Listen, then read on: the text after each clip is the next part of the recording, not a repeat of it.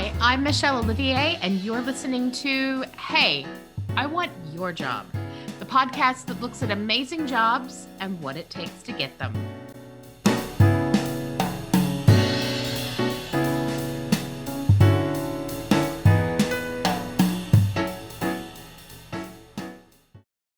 Welcome to Hey, I Want Your Job.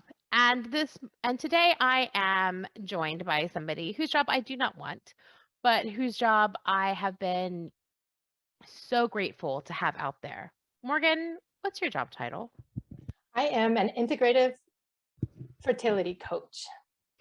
And what does an integrative fertility coach do, and what does that mean? So basically, I get to help women take power over their fertility journey, which is like a fancy way of saying I help women learn like really what's going on with their bodies and why they didn't just go from having this magical cycle they learned about in 5th grade to, I can't have children. What does that mean? So really getting them educated in all the parts and the pieces and how much power and control they really do have. So I am so excited to have this conversation and talk about this. Such a personal topic for me. So I have two beautiful boys that are both little IVF babies. So Louis and Vuitton, very expensive. We'll get into like that in a second, the cost of it. But Yeah. this is such a personal space. I can't imagine what drew you to it. Why Honestly, why it here? was the last thing in the world I ever wanted to work with. Like when I was young, I really just knew I wanted to be in medicine. I love science. I wanted to help people. I didn't know what that was looking like. And so as I was going to school, when I was 23, taking all my classes, getting ready for pre-med, I got diagnosed with an autoimmune disorder with MS, and it hit me hard. And they said, well, basically you are going to be disabled. You're probably not going to work again. You might never walk. And yeah, don't think about having kids, which was an intense amount of information for me to take as a 23-year-old. So I just started kind of plucking away at like, what can I do? It just didn't resonate that was like my future looking forward. I didn't see that for myself. And so then I got into some really alternative things. I learned about Chinese medicine. I learned about Chinese herbs, diet, nutrition, kind of what my body was saying and what I could do about it. And so to fast forward, I became a Chinese medical practitioner and had any issues with MS. And it was just such a learning experience about how you really can change what your body is doing. And so as I put that into my practice, I saw women coming up with these fertility issues. And I thought, hey, you know what? Maybe what I learned can apply to this. And it worked really well. And so then just getting that reward of helping somebody in this desperate place get to this place that they want nothing more than was like, oh, that sold it for me. So, taking away the scary buzzness of infertility and that word and the shock underneath is a really, really beautiful journey. So I love that you turned your own lemon into lemonades. I think that that's so important and so meaningful. I know I was told that I couldn't have babies when I was 18. Oh my So word. I was diagnosed with PCOS, Mhm, like pretty extreme version. mhm, mhm. And they were like, "Yep, babies are not going to be a thing for you." Sad. Anyway, moving on. And it was a male doctor. He didn't even speak to me. He spoke to my mom. And I was like, "Really?" And I did not make lemonade. I turned into a not great person around issues around that for a while because it was so like it's just that's a lot to put on a kid. Mhm. And I know like that you've been there. So talk to me about like that process because you obviously made better choices than I did around that. So did you just immediately be like, well, screw this, I'm going to find a way? Or did you go through a grieving process with that diagnosis? Did you get external help in processing? Like, what did that look like at the beginning part of your journey? Absolutely. And it is a shock and a trauma. Like, and maybe if I was in your situation, it would be different, because that is so straight to that future picture, right? We're 18, we always see ourselves growing up, getting married and having kids. And mine was sort of this full body wonkiness. And of course there was that initial, like, I just don't feel well. I don't know what's happening. I felt relief to have a diagnosis, but then I was like, well, what does that mean? Mhm. And I went through that grieving process, and I grieved for the fact that I might not work again and do these things. And luckily my doctor had some compassion, not a whole lot, but there was enough there for me to realize, and he tried to give me some helpful solutions. So I just kind of went with it, and I sort of spiraled. But the one thing, I kept having this doubt, like it just didn't feel like me. And I thought, this might be more than that denial part of the grieving process. So what is this? And so I started asking for help. I started looking for other ways. And I tried all sorts of, I tried Reiki, I tried tapping, I tried, anything you could find. And I came across this little Chinese man who totally changed my world. I didn't understand what he was saying, and the funky herbs he was giving me, and all of these horrible things, but I was willing to try it because I could feel differences. I couldn't articulate it, but I could feel it. So then I kind of kept moving forward like that. And honestly, it took me years to peel back all of those layers and to really gain back that power that, hey, you know what? I am back in charge of my future again. This disease process isn't calling the shots. So I think that that is such a healthy way of looking at it, that like I'm going to own my body and I'm going to own my future, and I'm not Mhm. going to let that be dictated to me. And I think that that is a huge part of what people going through fertility feel like they've lost, right? That Yeah, they had a roadmap and of then course. something not in their control changed that. And that's really hard. So I think that, having gone through it myself, by the time I was at a place to do that, I was pretty zen, right? I was like, "Yep, shit doesn't work. We're gonna need some help." Like, it was really clear for me. But I Mhm. know, having talked to other people, and because I am so very open about it, and, like, I don't Yeah, care who knows, I have 0 shame. I think it's weird that anybody would be made to feel shame about it. yeah. I know that other women feel differently. So what is, when you engage with a woman or a couple, or Mhm. whoever is going through this, what is like the normal initial place that they come to you from? Is it from pure desperation? Is it from grief? Are they determined and they have a list and you're like number 3 on the list? Like, what is that usually for you?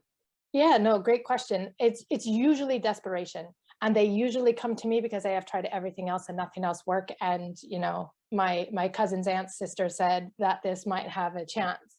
And then once they get to me, I do go back kind of to that place, like you had that traumatizing moment.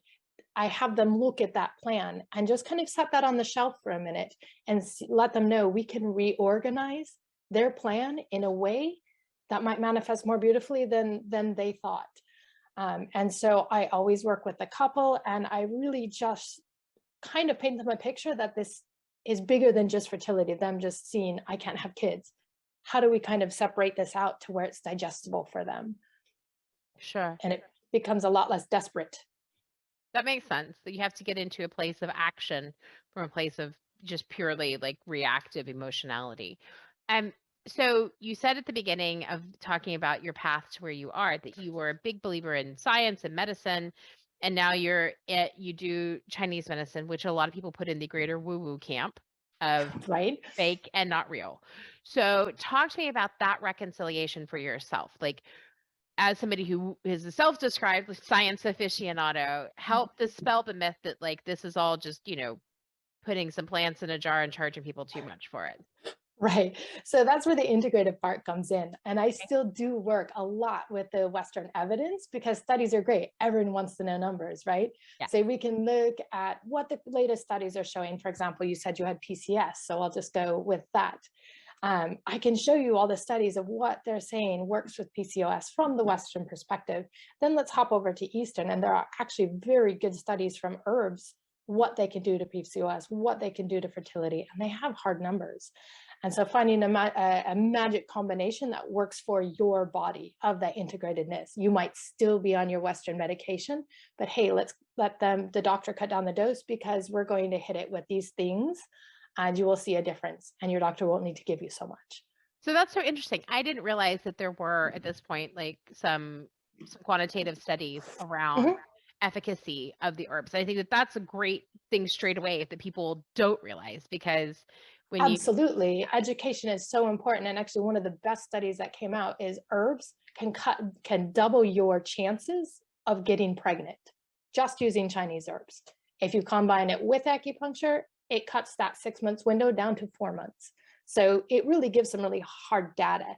And it's cool that they are giving that now. So people take it off the woo-woo shelf a little bit. You know, they still think it, but they're well, willing to put their toes in the water, I suppose. I and having gone down that road, like I know that when I was pregnant with my first one and I was ready for him to no longer be in Yes. and I was done being pregnant. Yes. I went for acupuncture and I was like, just whatever it is, just sign me up. Yeah. Have an herb, I'll drink it. Have a needle, let's do it. Just get this little bastard out of me. I'm done. So true. So I very like when you're in those moments, I think that that is one of the times that we are most open-minded. But I think that's fascinating that there's not as much like most of the press that we hear and see about Eastern techniques all says this is, it's untested. I know that when I've spoken to my doctor about it, he's very sweet and he's always like, the placebo effect is strong. If it works for you, go nuts. But he is very much like, he's a very Western doctor kind of mentality. Why do you think there is such a resistance? And why do you think that the Western medical community is so negative about something where there is empirical data to show that it works and that it is potentially less invasive? Right. And it's been around for like 3,000 years. Yeah. But the unfortunate part is the way they set up the studies. So Western medicine, you can set it up in a rubric. If this, then that. Mhm. End of equation. And with the Chinese medicine, there is a subjective part to it. So the diagnosis for you having PCS and the diagnosis for me having PCS could be two different things, and we could get two different treatments. They're kind of the same. So you really can't measure those needles in the same place as that Right. formula, very standard, the if this then that. And then they throw in the placebo effect to the study. So then they just start placing random needles in people's body and they get this nice effect and they say, we don't know really how to interpret that. So we need to come up with a better standard for rating Eastern medicine trials, acupuncture and herbs, namely. Herbs are a little bit different because you can measure physiologically in the blood. It's a lot more clear. The acupuncture studies are what really throw in the placebo and kind of throw the Western doctors to, I really like this pill. And some of that is standard of care, right? For them to have their malpractice insurance and then Sure. to practice properly, they have to tell you that this medicine is the best to take. And so if you can find a doctor that is more open-minded to be willing to work with you if you want to incorporate some acupuncture and some Eastern medicine in, awesome. That's even better because I'm happy to talk with your doctor. I'm happy to say, here's what our program and plan is. Do you have any issues with that? What do you see being problematic in this? So I think the integration of the two practitioners is really key as well. Um, so I love that. I love that idea. And I also, I guess to me, hearing that, what I immediately think is that it doesn't make innate sense that we treat every single person with a given condition exactly the same because they all manifest differently in different humans. We know that, right? Um, and yet and I like having gone through my own medical journey, my husband, like my loved ones' medical journeys, a huge part of what Western medicine winds up having to do is be like, well, we have 5 different drugs. We're going to try one. And if that doesn't work, we're going to do something else. And they do have a tendency to treat like one thing at a time instead of a more holistic approach to like, hey, you have these 15 things. Let's look at how that might Yeah. all play together. So that makes a lot of sense to me. I guess I'm just I'm still coming back to this, like, I don't understand, like, you've articulated that so clearly. I can't imagine you're the only one in integrated medicine that is articulating it this clearly. And so why, like, conspiracy theories about big pharma notwithstanding, why do you think that the media doesn't, because I think the media sort of doesn't help with this, right? So the media talks very much derisively about Eastern medicine and alternative medical standards. So why do you think that is? Is it just because it makes good press copy, or what is it, because there are a few bad players and so that makes it worse? Where do you think that comes from? I think it's a combination. I think there are a few bad players. I don't think all acupuncturists are created equally. I think also that Eastern medicine takes a little bit more of a time frame, right? So if you're going to take an ibuprofen because you have a headache, you're going to feel better in 30 minutes, an hour tops. So if you're doing acupuncture, people will try 1 or 2 treatments and be like, oh, it didn't work for me. When really you might need 12 treatments. You need a treatment plan carried out by somebody who can tell you, hey, for your picture, this is what it's going to take. Each treatment builds off of the other one. And we might do this 1 week at a time for 6 weeks, and then you come back once every 6 months and you'll be all right. But if you don't have somebody putting that plan together that works for you and your body, you're going to try it and say, oh, you know what, it didn't work.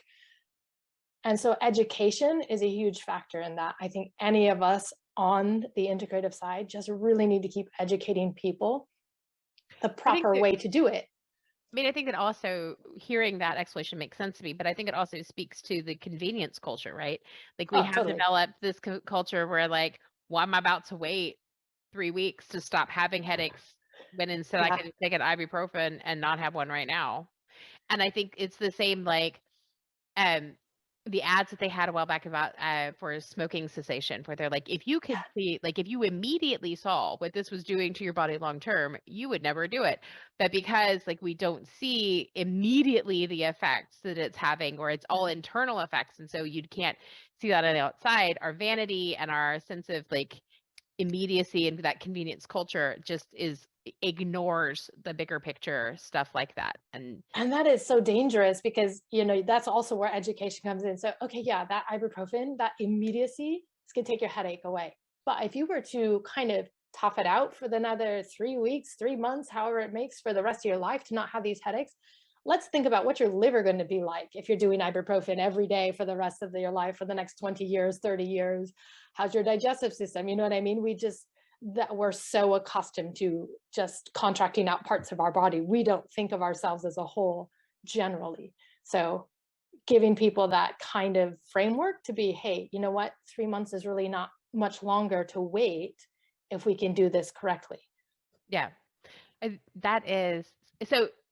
I love your passion, and obviously, like, you know a lot about all the different elements. We talked about stuff that's outside of the fertility realm in Mhm. particular. So let's circle back to fertility. So there are so many misconceptions about fertility treatments, Western, everything else. As a layperson, I've encountered so many of them, both from, like, what I came into the process with a misconception about, and then when I'm helping other people, I'm like, oh, why would you think that?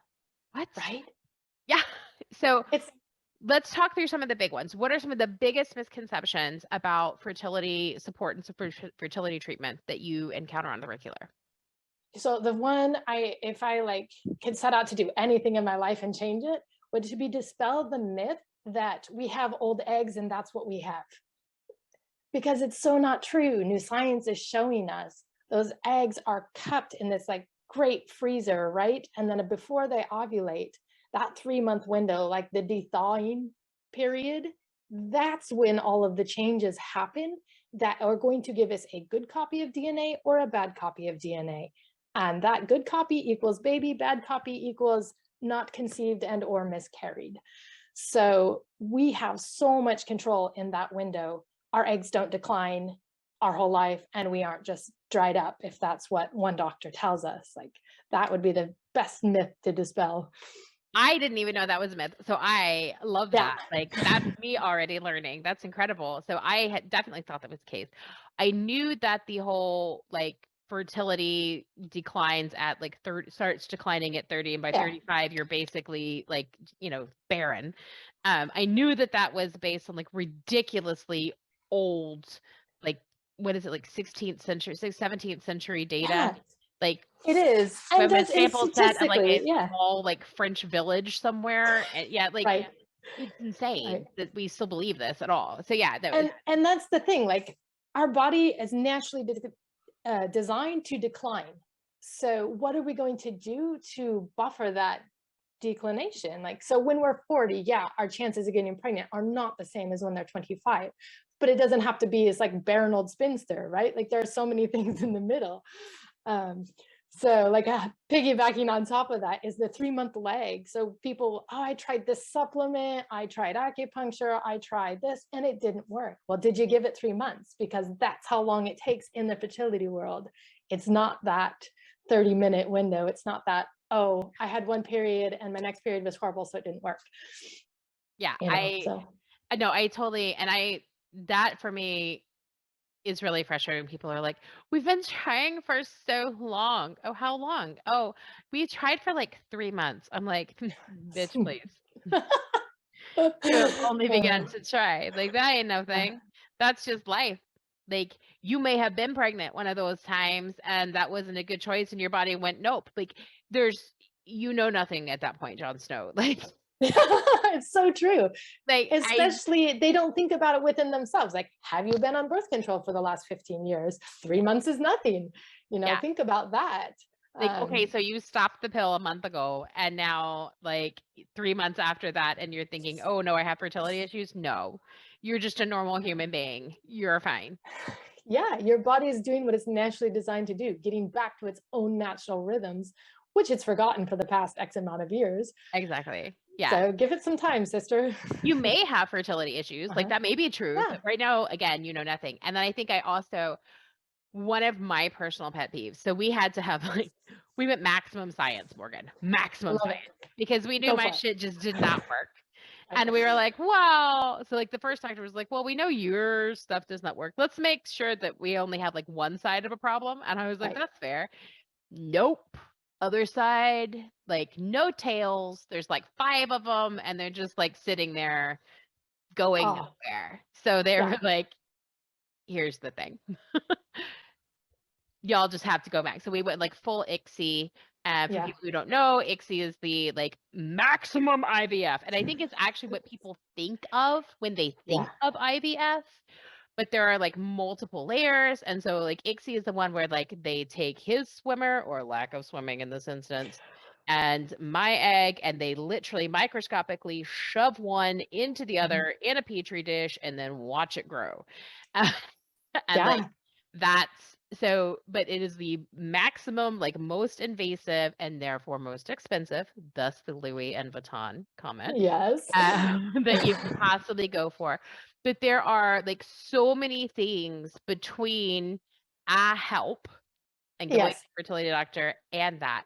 And what if my pieces of frustration with Western medicine, and I'd love to hear how you handle this in your practice, is that I think that a lot of fertility clinics are guilty of selling people the wrong tier because of cost.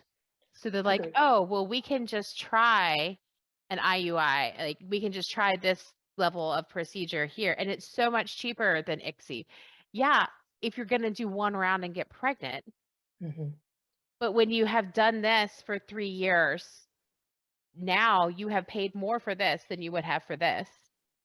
And based on the numbers and the data, there was a really good indication you probably needed this one to begin with.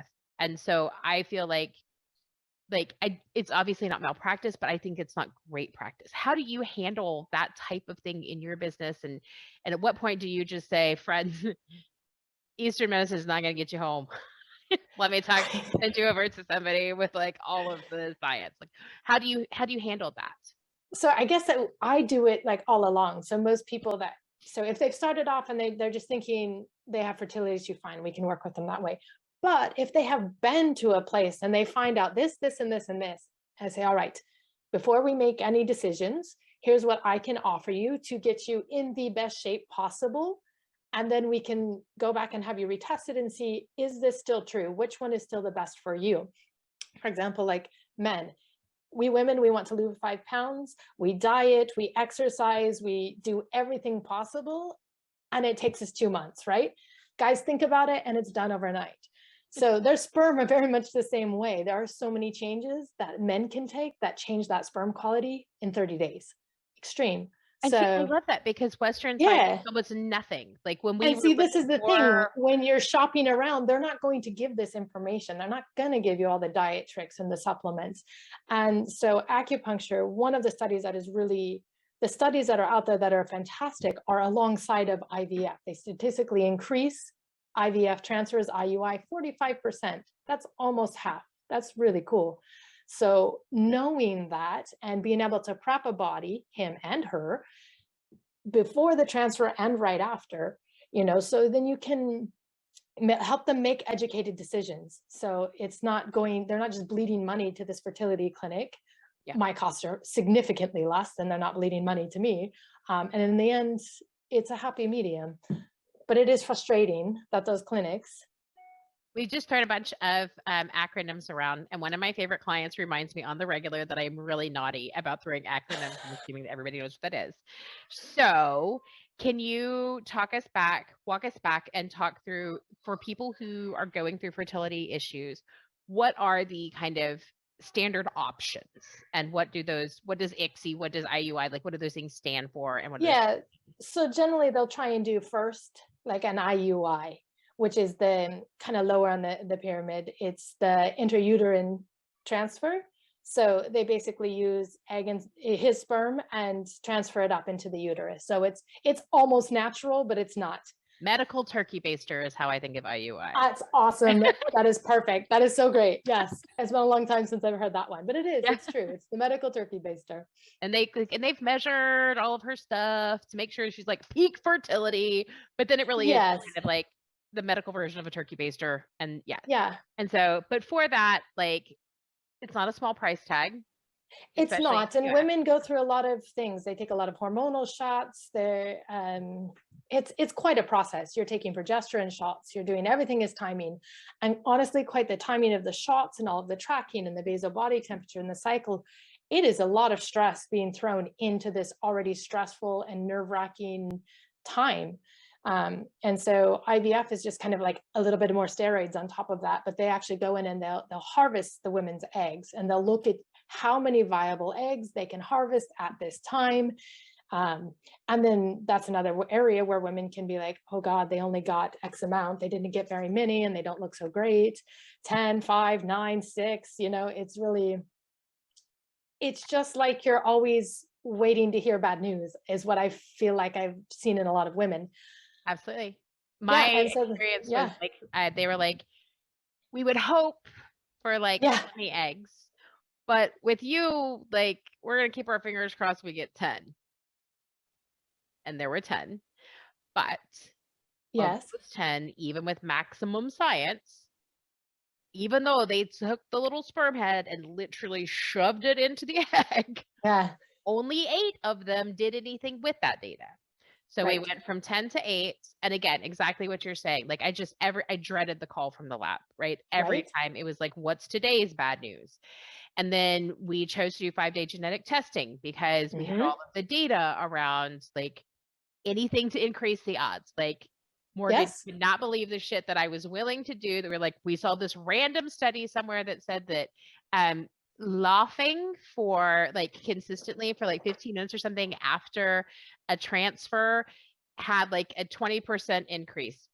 Is that real? Don't know. Don't care. But goddamn, my husband made me a like whole playlist of my favorite bits of comedy that I sat and watched from the moment they put that thing in me all the way home. I laughed constantly. Thank you, Mitch Hedberg, That's awesome. I even make nod to that kind of folklore on my website. Like, sister, I applaud your effort. Like the post-sex yoga move up the wall because you read that it's going to help increase your odds. And women, it's true. You have to find your way to manage all of this stress, because Yeah. otherwise it's just so negative, right? You're dreading the call. You're thinking it's not going to be. They don't want to prep you for it to get your hopes up. And Mhm. so it's not a very caring, positive experience. It's terrifying, honestly. And I think that And the whole thing is just like it's so shrouded in language that is obtuse, that like the it is. average person is And not. yet you're sitting on this big thing of shame and feeling like your body's broken. And if this can't work, then I'm going to crush my husband's dream. And what's our marriage going to look like? And what's my life going to look like? And then you've got all these horrible mechanical words being put around you. And it's really a tough experience for couples. Yeah. It's And quite I think traumatizing. it is. And I think that the medical community doesn't help in terms No, of not. My fertility doctor, I will sing his praises all day long. He's hilarious. He had a great sense of humor about the whole thing. great. He knew exactly what he Yeah, was doing. All of the things he said were happened exactly as he said they would. I have referred multiple people to him. They've all had that's great, fantastic. like, but I mean, there's a reason they're Louis and Vuitton, you know what I mean? So, um, but yeah, so like I get it. Like there are good players out there, but Mhm. even with as awesome as he was, what there never was from them that I think that I like what you're saying kind of comes with it is other than take these injections, show up, hope for the best. Mhm. There was nothing I could do. There was no Right? Did agency nobody I ever had. tell you, hey, you know what? I want you to do all of these things. You come back and see me in a year. Nobody ever said that, because there are so many things that you can do to increase, where you're not sitting there waiting to see if those cells grow to a viable fetus with all of the proper genetic coding to implant and carry. Like, that is the part we all want to feel useful. We want to feel like we have control. We all want to take action when it's our body. And And yeah, and I think to your point as well, one of the hardest things was nobody had anything for my husband. He was like, no, I showed up, I got given a cup, I got shown to a room. yeah, That's all that was.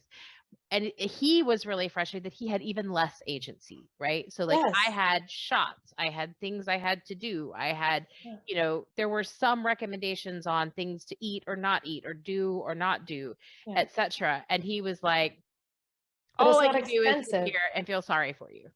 Yeah, and that's not helpful. And men love action. So giving them really viable action steps that they can take to support their partner. Maybe their sperm count is just fine and they don't have to really do anything physically, but they can still take antioxidants with their partner. They can still partake in the meal plan. They can really help support their partners when they're feeling X, Y, and Z, just really get them part of this process. That's helpful for men too. They don't want to sit around twiddling their thumbs. They want to be a part of this. And I think it also helps with just as a couple that it feels more like you're going through it together as As a opposed journey, to yeah. the woman is going through it and the guy is riding shotgun and like that's you know what I mean? Which Yeah, is but I think definitely it's we felt that changed. way. Yeah. Yeah, I think it's changed. Back in the day, you see the movies of the man pacing in the hospital waiting to hear if it's a girl or a boy, and that's just really not the Yeah. fertility case anymore. Men are in there catching babies. They're part of the birth process. They want to be part of this fertility process too. So Yeah. really giving them ways they can do that is so, so crucial. It is always we do like to make a lot of jokes that and when people talk about, because people inevitably make jokes about like conception, like, oh well, Right.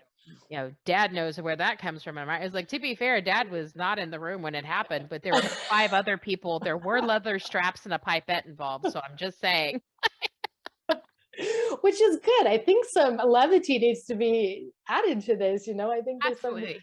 yeah, Yeah. and some reality, like you said, that's just really not talked about. And there shouldn't be stigma around fertility. I mean, just take a flash freeze at our society and all of the toxins and all of these environmental factors that we don't know how they're affecting our hormones as women and as men. Yeah. So And then we keep acting surprised that birth I know. rates are on the decline, that fertility Yeah. rates are on the decline. And you're like, I mean, like, I'm not a medical professional and I am not good with woo-woo. Like, it is not my strength, Morgan. That's awesome. But at the same time, I totally recognize that aspirin comes from willow bark, right? Yes, Like, and that we is do. an ancient thing. And Mhm. so the fact that herbs do stuff, to me, that just seems kind of obvious. And I actually get more frustrated with people who are like, I can take whatever herbs I want and I don't need anybody to help me with that. That seems like a great idea. Let me take all the valerian. And you're like, what? That is, no, you should not do that. And that is terrifying. And that is where we get a lot of bad press. Like, you will read those stories of women who, oh, I heard that this can cure ovarian cancer. And there was a case of a woman who did that with some herbs, and she ended up like maxing out her liver and she died. And so in this, they have to say, oh, this herb can cause death, but it's really like such an abuse of it. I mean, that would be the same if I took that much Tylenol, you know. It takes a lot less Tylenol to kill you than too much. Yes, it does. Depending on the herb. But I would say beyond that, like, for me, the other thing is, and this is a US problem for sure. So the herbal community in the US is not regulated by the FDA. So they can say that's valerian at this dosage, and nobody is monitoring, nobody has to check that that's real or true. Right. It can be absolutely anything. And so there have been so many reports of people that went into grocery stores, looked at what appeared from a consumer perspective to be a reputable brand, right? Like, the packaging wasn't dodgy. It was being sold at your local grocery store, which you assume as a consumer has some kind of qualitative check.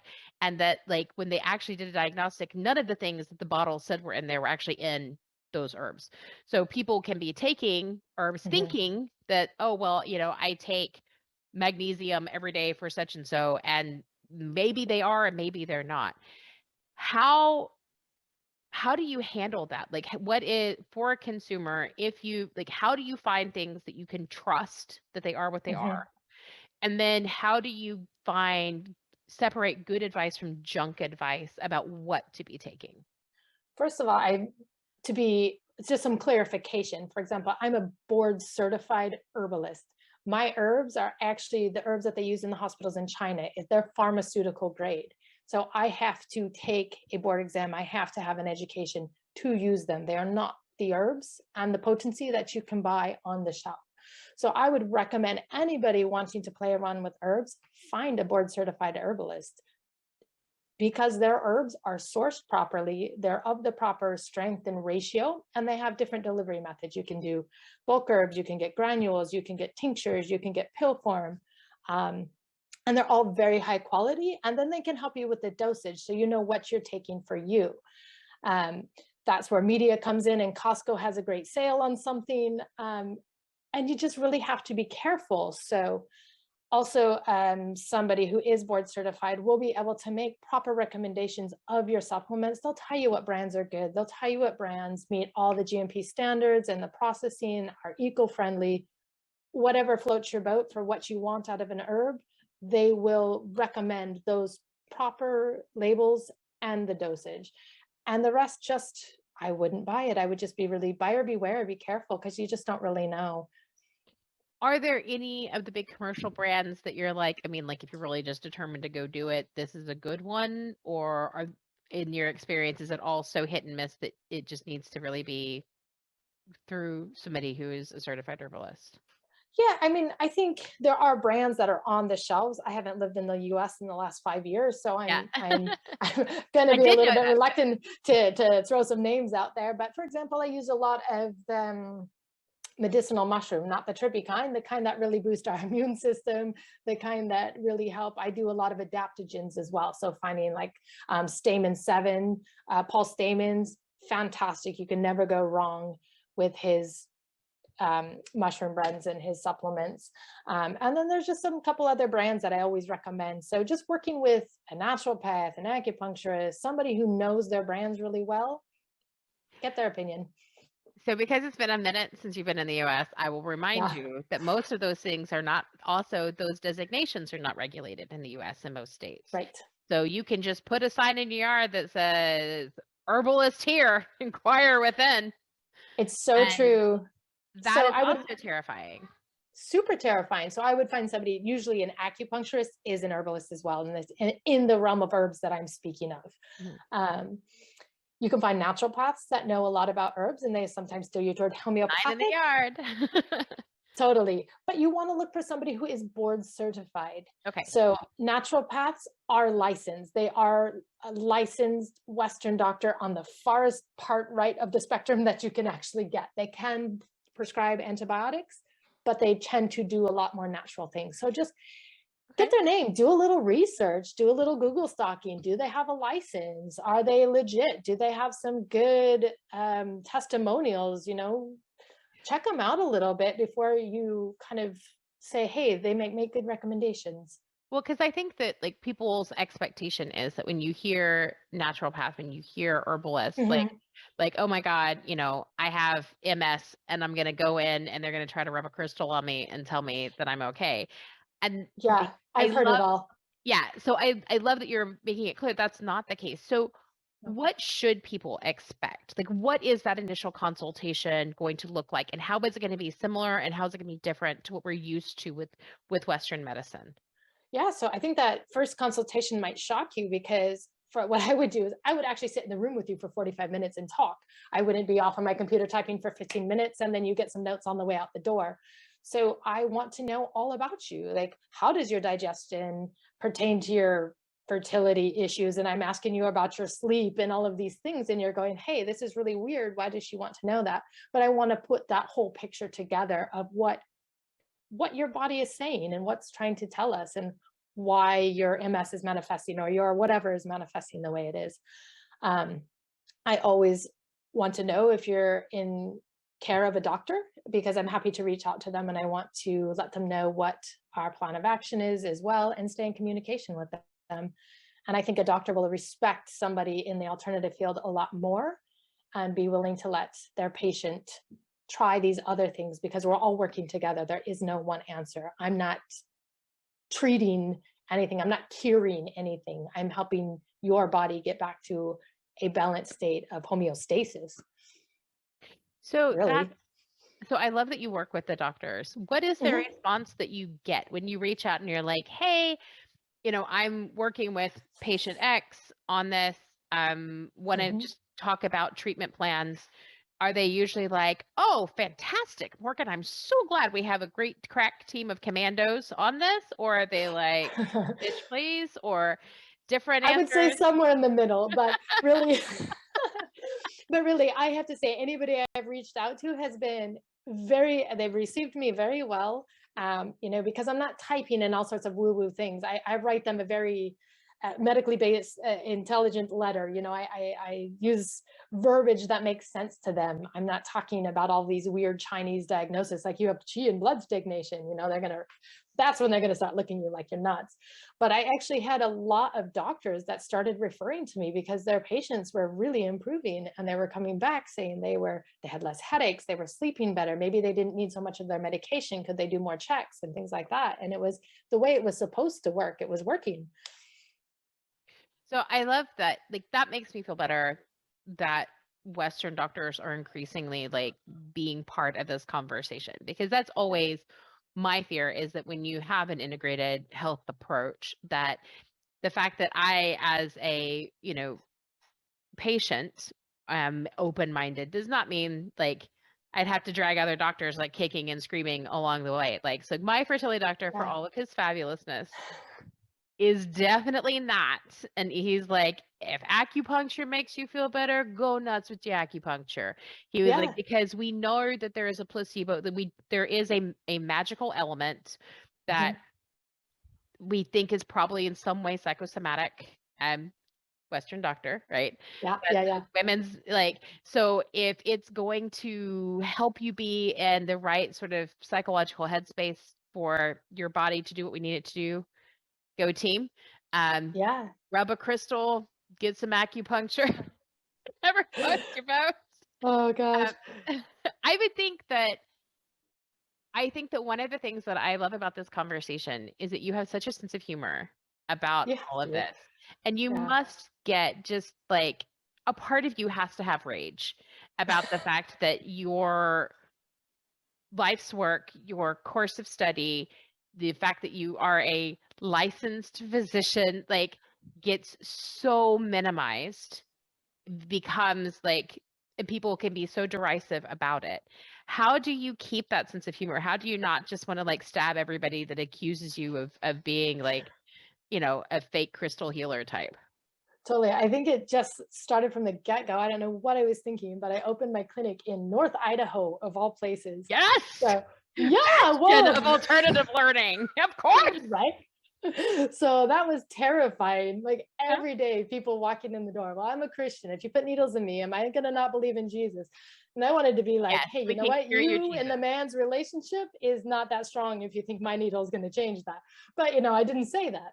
So really just Smart. coming up with ways to be like, hey, you know what? Let me just take the woo out of this for you. Let's say acupuncture. Let's show how it works in the body. Your body is like a big circuit. It wants to run really efficiently. Right now, it's not really running in its best form. All the needles do is show it a more efficient way to run, and your body goes, oh yeah, that feels better. I'm going to do it that way. And you'll have less symptoms because the circuit's running differently. So the more treatments you do, the more the circuit remembers how to run better. And there you go. So just really trying to take out their fear and kind of some of the nonsense helps me keep a sense of humor. But, then having like a really good hobby to go, smash some glass bottles at the recycling center or something like, you know what I mean? Is there something that you hear, see, or encounter that that every time it still pushes your button and that you can't have a sense of humor about it? Gosh, I haven't really come up with something. I have like a pretty large keyboard. Like you can push my buttons and I really don't get riled up about it. I love that phrase. I'm gonna totally steal that, just so you know. I have a really large keyboard. I like, am loving that. go for it. There's no rights Um, on that. but yeah, so there's not like a, like, yeah, I'm fine with all of the jokes up to until they say this thing.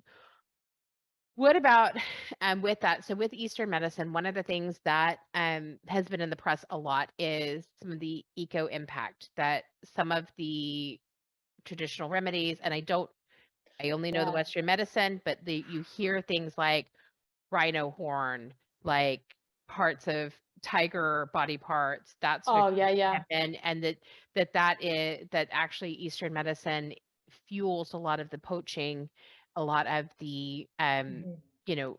the ongoing degradation of natural habitats. What is your thought on that? What is your response for people who are worried that you're gonna be like, hey, want to have sperm? Have some ground rhino horn tea.